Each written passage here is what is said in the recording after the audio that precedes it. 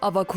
Քրիստոսի չարչարանքների, խաչելության, մահվան ու թաղման հիշատակության օրն է։ Ընդունված կարգի համաձայն բոլոր եկեղեցիներում առավոտյան կատարվում է ժամերգություն և խաչելության կարգ։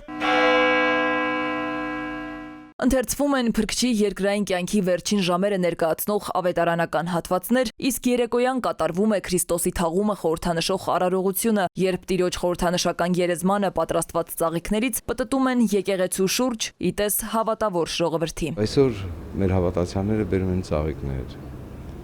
որ զարդարեն գերեզմանը, այսինքն դա դրախտն է, մեր վերադարձն է դեպի դրախտ, հիշողությունը, որտեղ Քրիստոսի գերեզմանը դա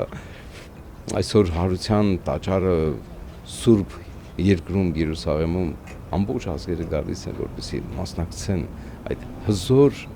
արարողությանը, որտեղից Քրիստոս հարություն է առել։ Հավատացյալներն անցնում են խորհրդանշական գերեզմանի տակով ի նշան իրենց խոնարհումի, այսպիսով մարդիկ ստանում են նաև Աստծո օրհնությունը։ Քրիստոս ինքը ոչ միայն օրհնությունը, ինքը սերն է,